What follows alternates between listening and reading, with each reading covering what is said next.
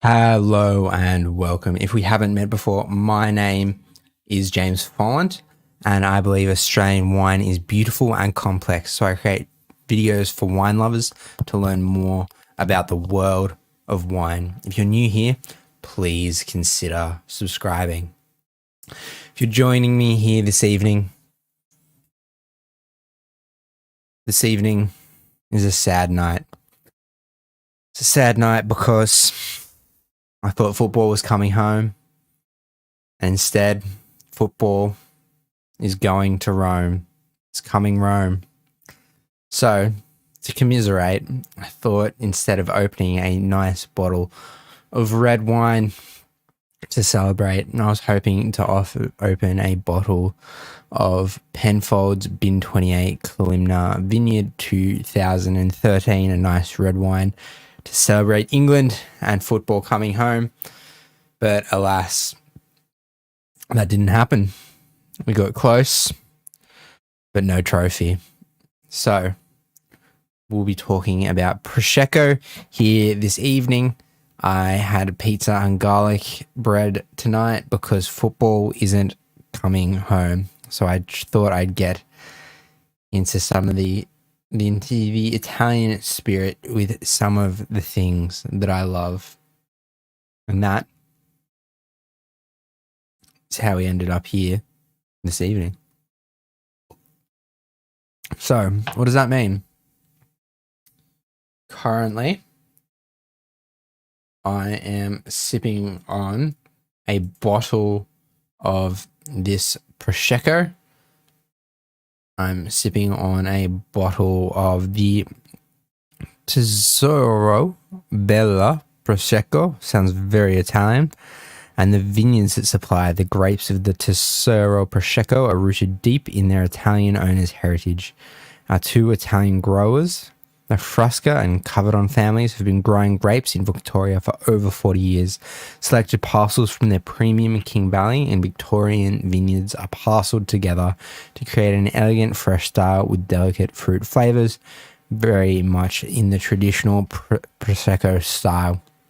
So, find an Australian wine talking about something with its origin in Italy as we drink Prosecco here this evening. We talk about Prosecco. So the bubbles are there, different to champagne in style. As part of that experience. So the Tesoro Bella Prosecco is here. It's often considered a great aperitif to complement light salads, canapes, and seafoods from the King Valley region. I was also tossing up between this Prosecco, the Bella Prosecco, as well as another Prosecco from De Bortoli. I might go back for that De Bortoli Prosecco another time. But let's get into thinking about Prosecco more deeply. If you're watching along at home, let me know what you're drinking tonight, because I'm sipping on Prosecco.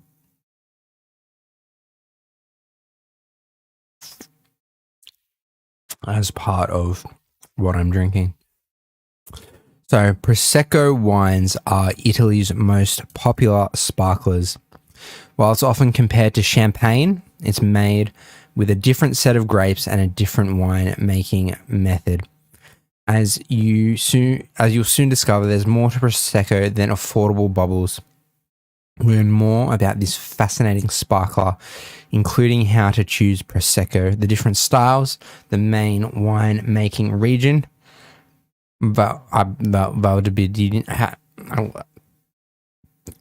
Let's do this properly. I don't even know how to pronounce. Let's find out how to pronounce that one. How do I pronounce this? Let's go on a little detour.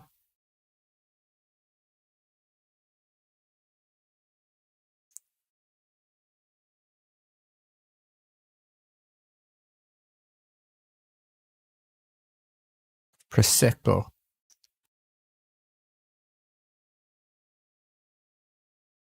Spumante.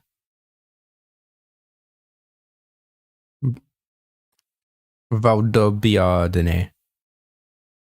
Prosecco. Prosecco Valdobbiadene.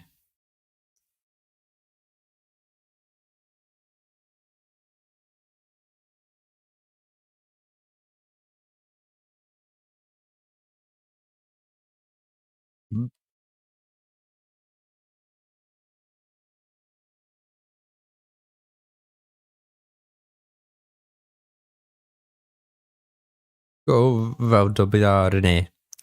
Go Valdobbiadene. So the main winemaking region, Valdobbiadene, and what foods to pair with it. There's more to Prosecco than affordable bubbles. So Prosecco, they have different quality levels. So looking at the level of sweetness, so brut up to 12 grams per litre, extra dry between 12 to 17 grams per litre, and dry between 17 to 32 grams per litre. And a Prosecco glass is often served cold in a tulip-style sparkling wine glass. I don't have this Prosecco-style sparkling wine glass here, but kind of a champagne flute style is going to do for this evening. So Prosecco DOC, the most common Prosecco, which can be made in both Veneto and Venezia. So thinking about the region that it comes from, the control that goes along with it.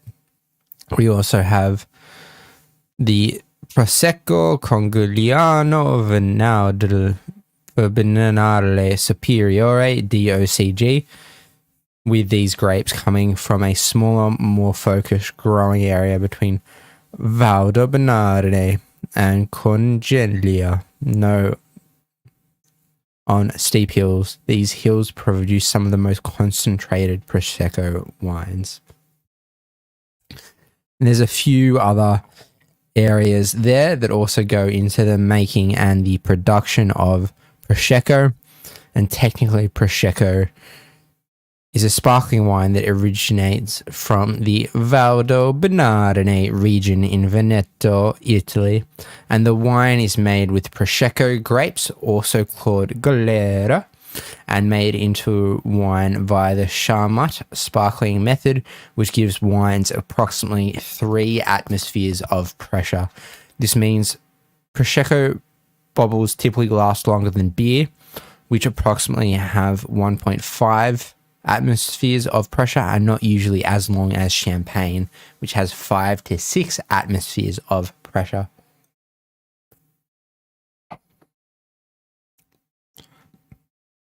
So Prosecco taste. Is it sweet or dry? Most wines are produced in a dry brut style. However, due to the grape's fruity flavors of green apple, honeydew, melon, pear, and honeysuckle, it usually seems sweeter than it is. But though brut is the most popular sweetness level of Prosecco sold in the market today, you can find styles that are sweeter if you seek them out. Here is how Prosecco is labeled for sweetness. Brut, 0 to 12 grams of that residual sugar, so that's up to half a gram of sugar per glass. So extra dry is 12 to 17 grams per litre, just over a half gram of sugar per glass.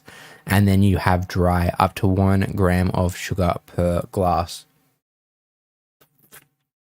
By the way, if you haven't had an extra dry Prosecco yet, this style offers a great balance between Prosecco's fruit, tingly acidity, and subtle sweetness. So how do we serve Prosecco? Prosecco should be served cold. I've just pulled this out of the fridge, and when I was at the bottle shop, I picked it out of the fridge as well. The tulip glass is best because it's tall and slender, which helps preserve the bubble's finesse for longer, while the larger bowl at the top helps collect more of the wine's floral aromas. If you love traditional brunch, Prosecco is our favorite pick for a perfect mimosa. The fruitiness in this wine amplifies the citrus flavors of the orange juice, and it bodes well with brunch-style foods. By the way, a great mimosa is 2 parts sparkling wine to 1 part juice. I could make a mimosa with some of this. Pairing food with Prosecco. Prosecco is surprisingly versatile and pairs well with a wide variety of cuisine, genres, and dishes. It's one of those wines that can be served as an aperitif before food, but also works alongside the main entree. The ideology behind pairing Prosecco is to use it as a palate cleaner alongside medium intensity foods. Think chicken, tofu, shrimp, or pork dishes. Because of its sweet aromatics and bubbles, Prosecco matches well with spicy curries and Southeast Asian fare, such as Thai, Vietnamese, Hong Kong, and Singaporean cuisine. So, there are different levels of quality of Prosecco. Some of the highest tier Prosecco wines don't even list Prosecco on the label. So tips on finding high quality Prosecco. Prosecco DOC, the most common quality level of Prosecco, which is made in 9 provinces spanning Veneto and Friuli Venezia Giulia regions. I have no idea how to pronounce that. I just said it confidently. And then we have Prosecco Conigliano Valdobernardone Superiore DOCG. Grapes are blended from a smaller, more focused growing area between Valdobernardone and Conigliano in the hills. These hills are known to produce some of the most concentrated Prosecco wines. So a solo Prosecco DOCG. Across the river, you can find another small hillside region producing excellent wines with high quality standards. Wines are labeled solo on the bottle and formerly Conigliano Prosecco Conigliano Valdobernardone Superiore Rive DOCG. Wines made from specific communes or vineyards within the Conigliano Valdobernardone. These are 43 communes that can be labeled as such. And then Valdobernardone Superiore di Cartes DOCG, a micro-region of just 265 acres, just outside of Valdobernardone towards the west side, commonly considered one of the finest terroirs. So terroir is kind of the land, the region that the grapes are grown on, so the finest places for Prosecco in the world, the finest terroirs for Prosecco in the world. And where is Prosecco made? The Conigliano Valdobernardone region is a stunningly beautiful set of green hills covered with vineyards. It rains quite a lot here, and as a result, the best vineyards generally are found on southern-facing slopes with good drainage and gentle winds that dry the grapes out after the daily shower. Prosecco has been made in the area for about 300 years, although earlier styles were likely less bubbly. And bubbly creates bubbly sensations inside. Quite nice, quite light, quite refreshing. See why it's a good kind of palate cleanser, that the acidity cuts through a lot of things. If you're interested in going and have an adventurous streak, one of the highlights of the region is a fun and challenging cycling race called the Gran Fondo Prosecco, which weaves through the hills. Anyone can participate and you can celebrate your win with the region's wine, which sounds like a great idea. So I think that would have been like sparkling wines that won't break your budget. I think Prosecco will come up as part of that. So Prosecco from Vernaldo Valdobernarne in Italy, and we're doing the Italian themed thing here this evening because it's coming Rome after Italy beat England in the Euro final. Deep sigh. Valdobernarne.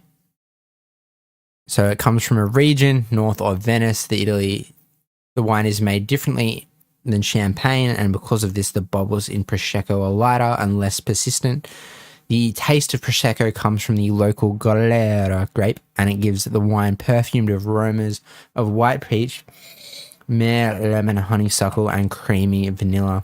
While most of us are familiar with the easy drinking Prosecco, there are two high quality production regions that make incredible sparkling wines, and they are Conegliano Valdobernarne di OCG e a solo Prosecco e che è Colli Assolani di OCG. And what makes these two wine growing districts special is that they're located on the southern facing hills on the opposite side of the Piave River. The hilly location puts the vineyards above the morning fog, and the wines are richer and more intensely flavored. How's that for my attempt at an Italian accent? As we talk about Prosecco here this evening. So what to look for? You can seek out two districts of Valdobernarne, Conegliano, and Asolo Prosecco. These two areas are quite small, so you can always look for wines labelled Prosecco Superiore, which may tend to be more commercial, but have higher quality standards than the basic Prosecco and are often very delicious. And when we think about Australia, let's look more into the region's history before we dive into Prosecco from the King Valley. So everything you need to know about Prosecco. So Prosecco hails from the northeast of Italy. Through its heartland, it is a small region in Veneto called that Conegliano Valdobernarne. While consumers often equate it with widely available commercial quality fizz, access to Italy's finest sparkling wines is rising. Many retailers now sell Prosecco from every occasion, to party-ready bottlings to companions for fine dining. Production techniques continue to improve, and the appetite for experimentation grows. The result is better bubbles and diminished sugar levels that showcase terroir, quality, and style. Indeed, the world of Prosecco holds much to explore for the curious wine lover. The grape is called Galera, so Galera grapes go into making sparkling wine called Prosecco. The grape used to make Prosecco is called both Prosecco and Galera. The thin-skinned green grape has been grown in the Veneto and Friuli regions of northern Italy for hundreds of years. But in 2009, an increased number of New World plantings led Italian authorities to seek legal protection for the name Prosecco by rechristening the variety as Galera. It was a move akin to how the French protect the name Champagne as a place of origin. That was also the year when the Conegliano Valdobernarne's appellation became Italy's 44th DOCG, which is the Denominazione di Origine Controlla e Garantita. So that's where it comes from, to help regulate the source and the origin, is the kind of top line summary of that. And in Italy, Prosecco refers solely to wines made within three specific dedicated appellations, produced at least 85% Galera. However, the producers abroad have been also known to use the term for their own bottlings, sparking legal challenges. Galera has a tendency towards high yields, and the greater the yield, the more neutral the resulting wine becomes. So when we think about the yield of the grape, we also think about that there's less concentrated flavors in the grape when you finally make a wine. It's quite nice. I'll pour myself another glass of Prosecco here this evening. The grape's moderately high acidity makes it a shoe-in for sparkling wines. It gives a lovely perfume of melons, peaches, pears, and white flowers.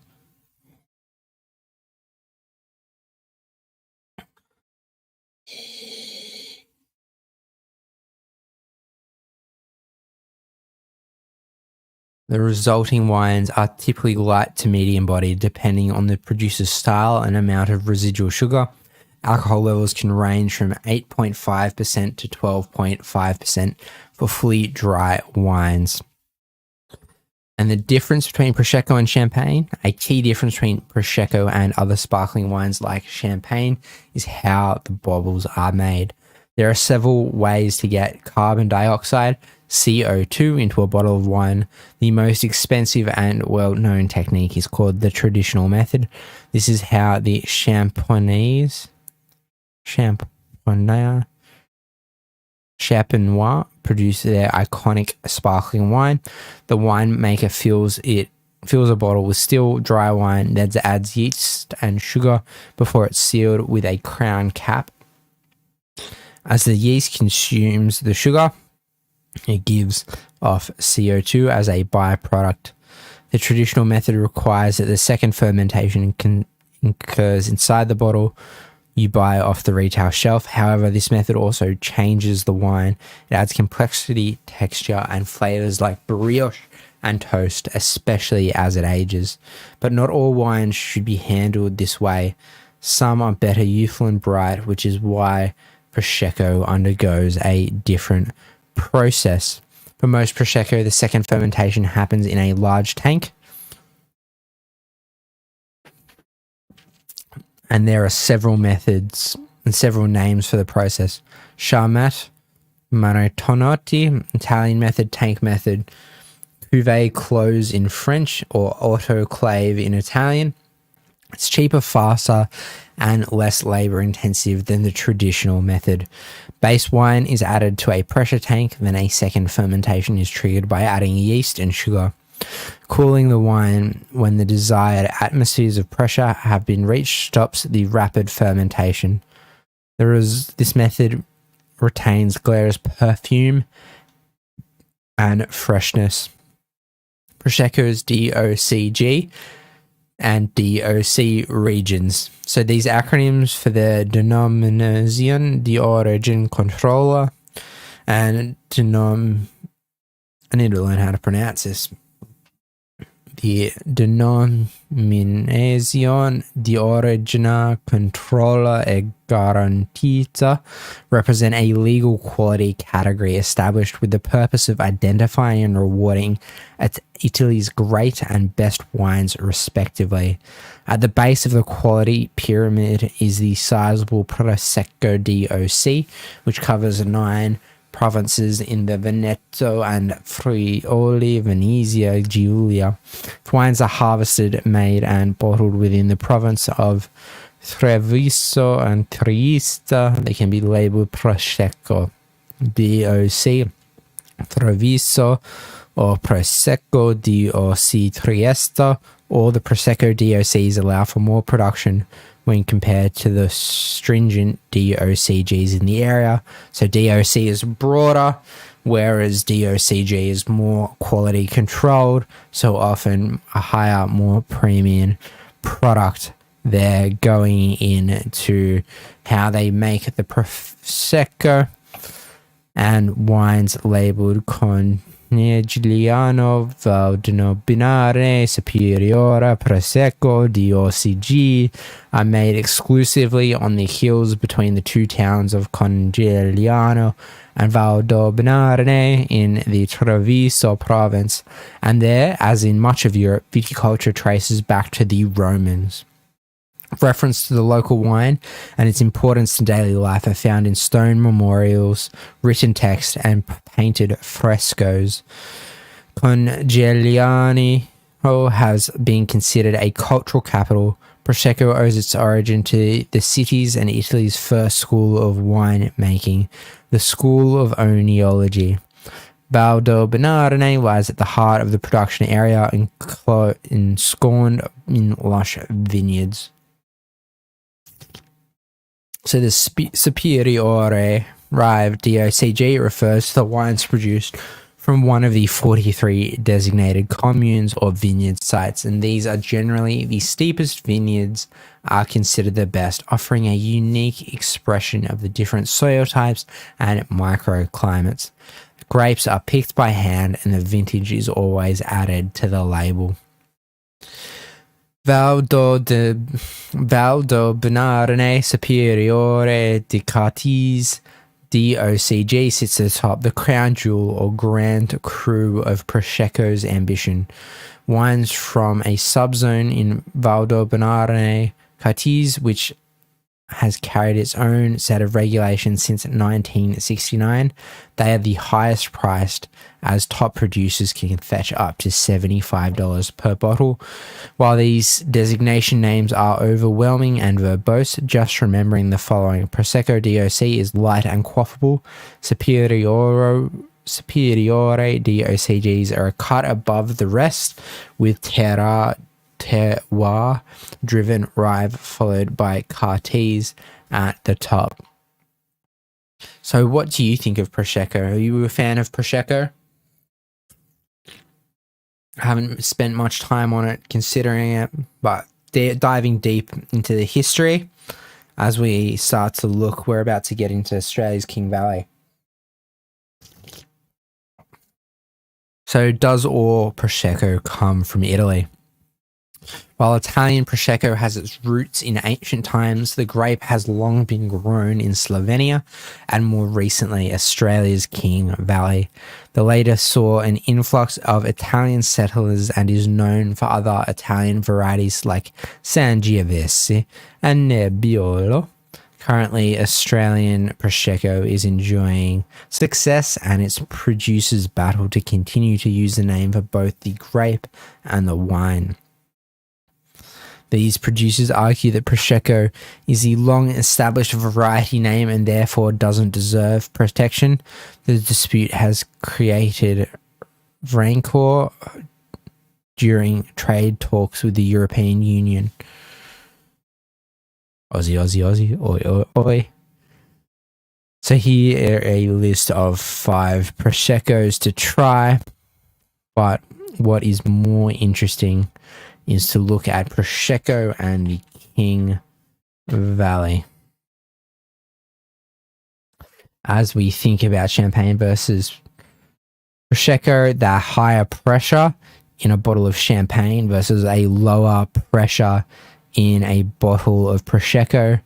And Dom Perignon produces the first sparkling wine version of Champagne. They're a notable champagne house. Whereas the Cabernet Malvasia produces the first version of sparkling Prosecco, and the King Valley is known for the Prosecco in Australia. So trying to find some Proseccos that we can look at that are made in the King Valley to see what is going on there. And is this site loaded properly? That site does not look like it is loaded properly. Vinomofo is one of the websites I often see kind of bargains and deals for. But this one, that website is definitely not loaded properly. This is what a poor web, if you haven't got your page cached correctly and stuff like that, things like this happen because I don't think it's missing the CSS to theme and format it correctly. So there's something going on there. So let's just take away that link and copy it. And then let's just jump back and see if the site loads properly. And see if now that we've got some style sheets and stuff going, if not, that's part of their site is still broken for one reason or the other. It makes it very difficult to try and find Some Prosecco, absolute Aussie classics, black market deal. It's very difficult to find Prosecco here to read about, to look at as part of this. Can I find Prosecco? Prosecco.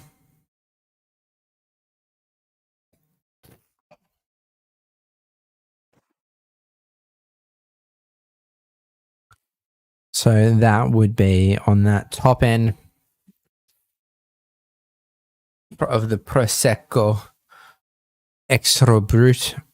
So that's that sweeter class of Prosecco, coming in closer to $30 a bottle, 50% off, imported from Italy, and it's apparently a next level Prosecco that is going into this wine here,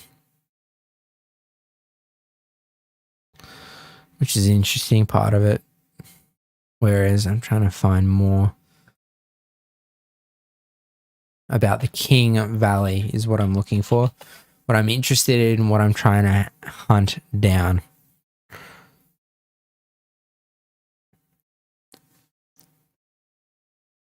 So if you're just joining me, looking at this is the current Prosecco that I'm drinking here this evening. I can get the camera to focus. The Tesoro Bella Prosecco from Italy, not from the King Valley, made by Italian, with Italian origins in mind. That does not seem to like the focusing there.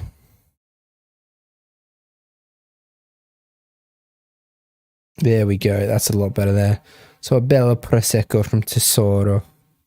And the vineyards that supply the grapes for the Tesoro Prosecco are rooted deep in their Italian owners' heritage.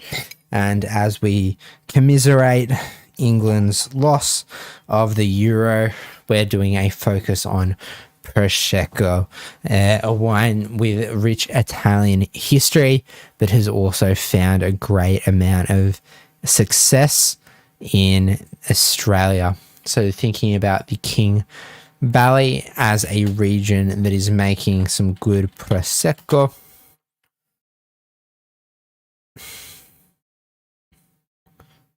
So Dan Murphy's.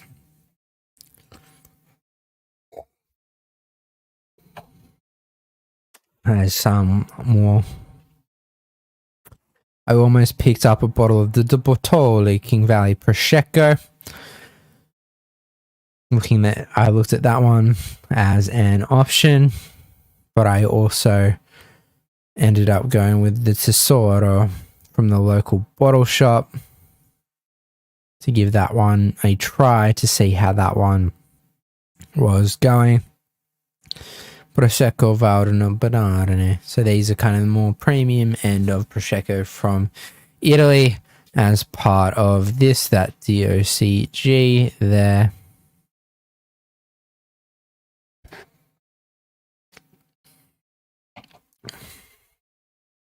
Yarra Burnt, Portadon, Yellowtail Prosecco. That one would be an interesting one. I reckon Tread Softly Prosecco has some great potential. So I'm going to make sure I put that on a wish list. It comes in under $15 per bottle. Nice floral pattern up there. It's a contemporary range of wines seeking to deliver delicious, intensely flavored wines that are naturally medium weighted and moderate in alcohol by using more sustainable vineyard management and winemaking techniques to ensure their production has minimal impact to the environment.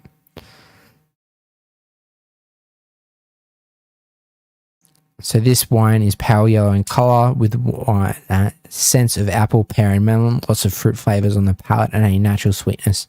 Makes this a perfect wine for any occasion. Lower on the alcohol, so I'm wondering if that's coming in a bit sweeter for the wine that would come in for this and what goes into that. And Prosecco is at came and had origins in Italy, but is having great success in Australia. So there's a whole bunch of varieties of Prosecco out there. Variety of award winners as well. So the Bortoli coming up as an award winner there. You can get a 1.5 litre gold bottle of Prosecco that's out of stock, so no luck there. But I think the Bortoli would be the pick of bargain Prosecco, looking at the deal that's available here. That was the other one I was tossing up with. That came a sucker with branding. The blues are the same. And freshness, they were both from the King Valley. It's all a part of the experience, trying the different kinds of wines and seeing how they come together. So if you have any questions about Prosecco, let me know in the chat and I can try and answer those for you as I commiserate drinking Prosecco, doing a deep dive into that, where it's come from in Italy and how that's going and how that is evolving. Would love to see what you think, if you are watching on the replay. If you're watching on the replay, let me know what you think. Let me know if you have any questions and I can answer some of those in a future video for you and see if I can be of help and support to help make that question, to help show you more about wine, to help learn about wine alongside you, answer your questions. I want to answer specific wine related questions to help you.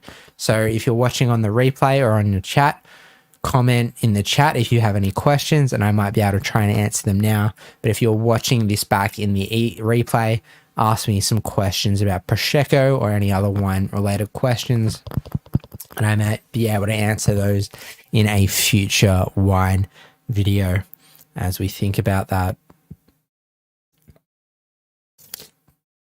We're here tonight because I was hoping that it was coming home, that football was coming home to England. However, situation would happen that it didn't. It's not coming home to England, unfortunately. The game has been played, the race has been run, and Italy won on penalties. So I have decided and have done tonight a commiseration live stream looking at Prosecco, a well-known wine variety that has growing success in Australia with roots and history in Italy. And I also had garlic bread and pizza tonight because football isn't coming home to England. The Three Lions, they said, the Three Lions,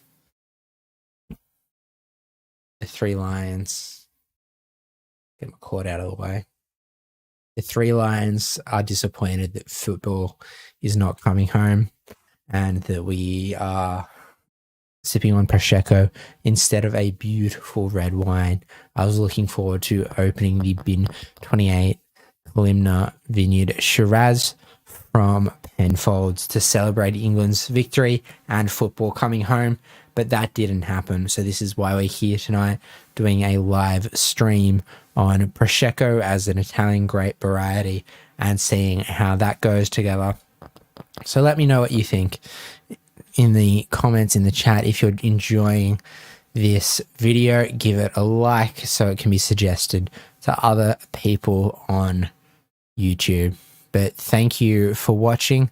Let me know in the chat if you have any questions or comments that I can answer. And if you're watching this on the replay, leave a question in the comment below and I can hopefully answer that for you. But otherwise, thank you for watching. My name is James Follant, and if you want to see more wine videos, make sure you are subscribed and hit the bell icon to be notified of any future videos. Hi Trung, good to see you here this evening. We're doing Prosecco because England lost. I was hoping to open a nice bottle of red wine.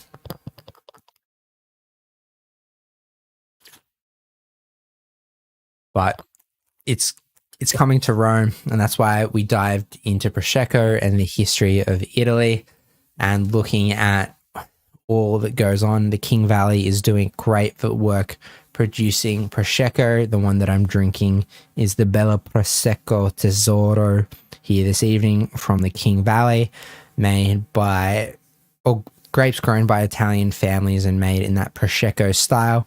De Bortoli is a awarded wine that grow.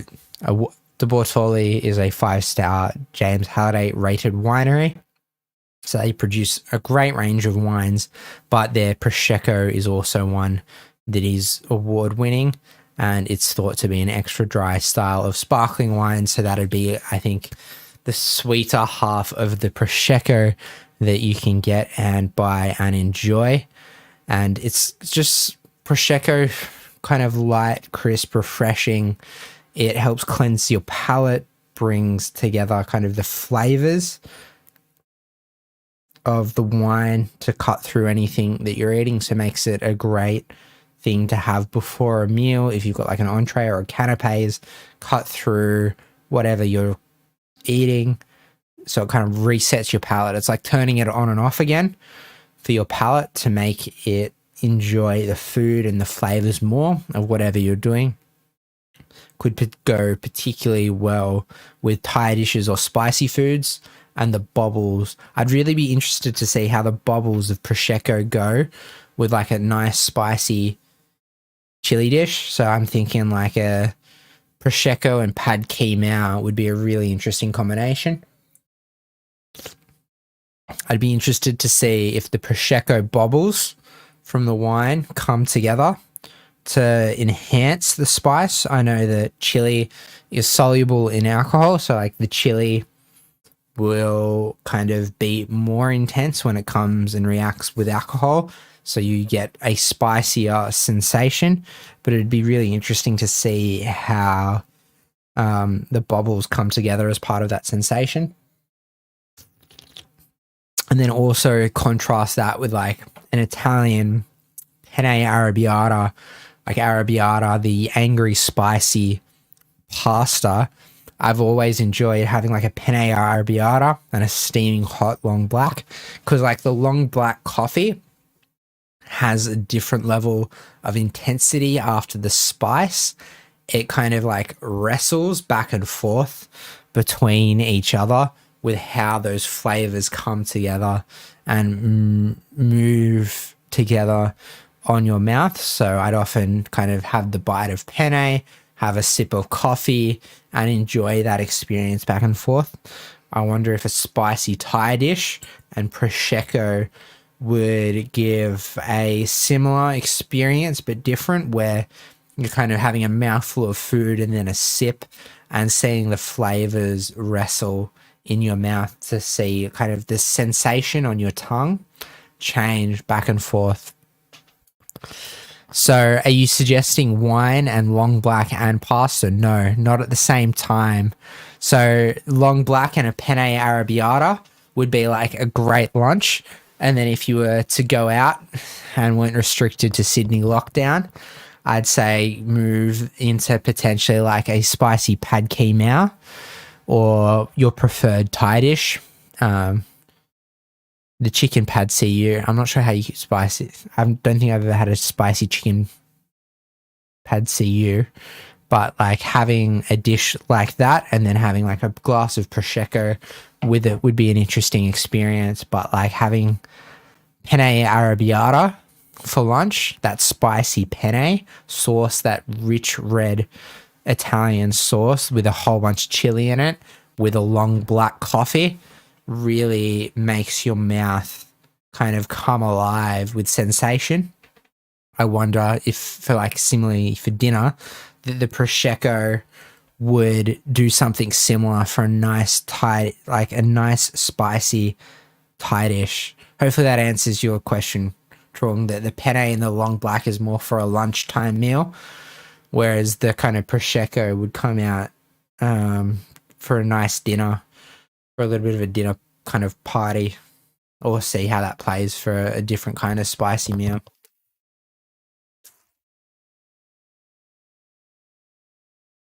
And the bubbles are very different with Prosecco compared to like a champagne. And I think that's because of the pressure with how the wine's made. So the different fermentations. Prosecco, I'll put that one in chat. Prosecco. So thinking about a great award-winning wine would be an example. So I almost picked up the Bottoli Prosecco tonight, coming in on so I think the Prosecco would go well with a spicy dish. I haven't yet tried this with a spicy dish, but one that I have tried and I enjoyed thoroughly with spicy dumplings. So it was the Langmile Live Wire Riesling.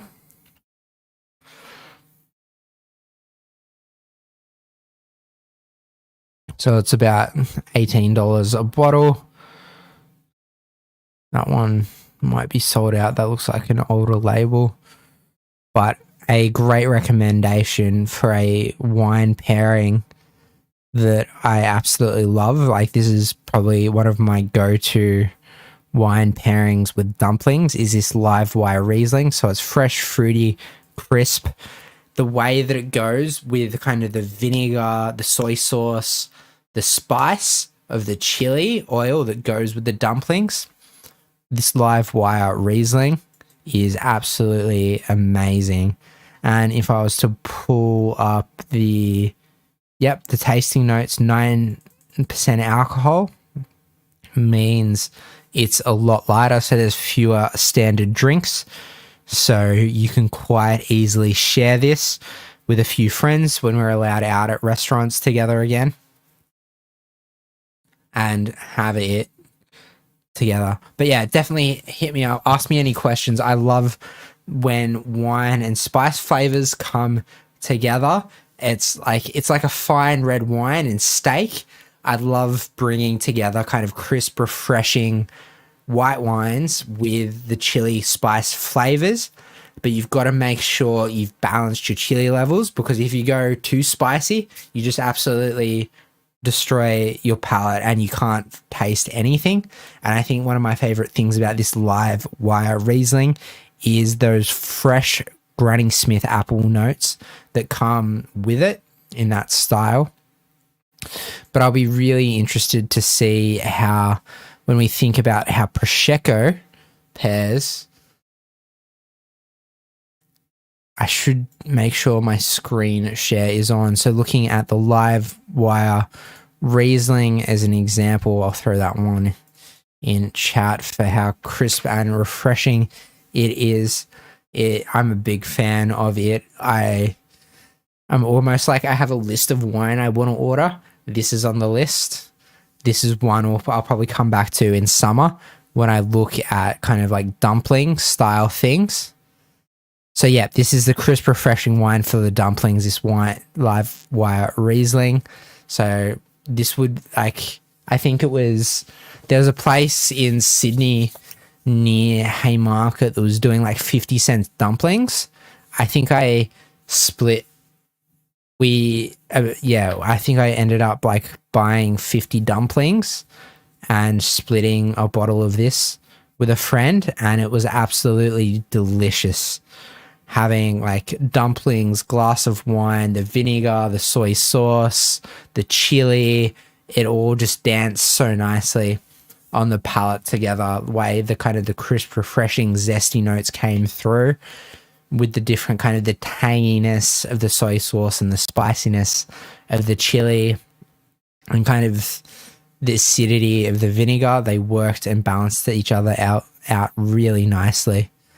But Prosecco is one that I'll be really interested to try with spicy foods, as well as it's thought to be medium intensity foods, chicken, tofu, shrimp, or pork dishes. And Prosecco is thought to match well with spicy curries and other Southeast Asian fare such as Thai, Vietnamese, Hong Kong, and Singaporean cuisine. So I haven't tried Prosecco yet with some of those,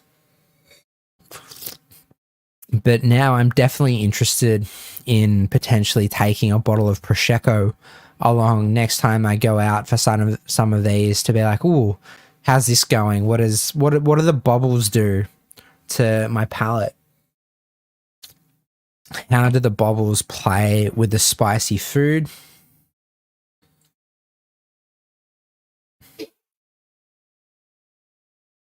And it's just, yeah, fascinating to see the bubbles dance around in the glass. And hopefully that I can get that a little bit in focus, that they kind of fizz up and dance up the side of the glass. It's just beautiful, beautiful to watch. Yeah, so yeah, the live wire Riesling is absolutely amazing. And I discovered Langmeil as a winery just generally like the day after I proposed to my wife, or my now wife, then fiance. So I've got special memories of that place. And to like sell you the story of Langmeil even more, one of the favorite things about Langmeil is they've got the oldest Shiraz vines in the world. They're thought to have the oldest Shiraz vines in the world because there was this disease that swept through Europe called phylloxera. So this phylloxera thing is a disease that attacked the roots of the vines. So it killed a whole bunch of vines off in Europe. But because they brought the Shiraz plantings and cuttings from Europe, these were thought to be the first and the longest lasting Shiraz plantings in Australia, which means because the disease went right throughout Europe and the mainland there, it absolutely destroyed it. So definitely think about how different wines play on the palate. You can also do different wine pairings with things like chocolate. So chocolate and red wines can go really well together, really nicely, to see how they play off. Or the classics are kind of wine and cheese pairings. I might do that for another live stream in the future for pairing wine and cheese together. But thinking about the wine you're drinking with the different kind of hardness of cheese, the strength of cheese to balance out the flavor. So often you can have things that go alongside it. So finding flavors in a wine that are similar to the food you're eating, or you can have flavors in the wine that are contrasting to the food that you're eating, so that you can all of a sudden see a big difference between the wine and the food, or the similarity between the wine and the food to enjoy the experience and enhance it some more. And yeah, I really am a big fan of a lot of the stuff Langmeil are producing, because the live wire Riesling is a $20 bottle, really affordable, but they also do a lot of great quality and affordable red wines, like $25 a bottle, $20 a bottle, $30 a bottle, $30 a bottle. I think I want to pick up probably more of the Sangiovese, kind of Sangiovese and pizza. There's this kind of idea behind wine that if the things grow together, they go together. So if kind of the grape that grows into Sangiovese also grows next to the tomatoes that go into the pizza, those tastes will probably go really nicely together as well. But yeah, it's really interesting thinking about Prosecco. It's an Italian variety that's actually become quite popular in Australia, and people are using that and sharing that and spreading that around. And it's particularly popular in the King Valley region from what I can see. Looking at that, and I'd say my top recommendation, I'm not drinking at the moment, but De Bortoli are a well-regarded brand, and their Prosecco has won awards. So thank you for tuning in this evening to my live stream. It's Coming Rome as we commiserate football not coming home to England. Thought I'd mix it up with and do an Italian twist. I had pizza and garlic bread for dinner as part of that because football wasn't coming home. it's coming to Rome, and accept that and do a deep dive into Prosecco and see what's going on there and explore some of the Australian regions. If you're watching this on the replay, ask me any questions about wine and let me know, and I can potentially answer those in future videos for you. But thank you for tuning in, and remember, wine is best shared with friends and family. And enjoy the rest of your evening, and make sure you stay safe, stay healthy, and respect the government guidelines with the stay-at-home orders and the ever-changing situation. And I say goodbye and see you in the next video.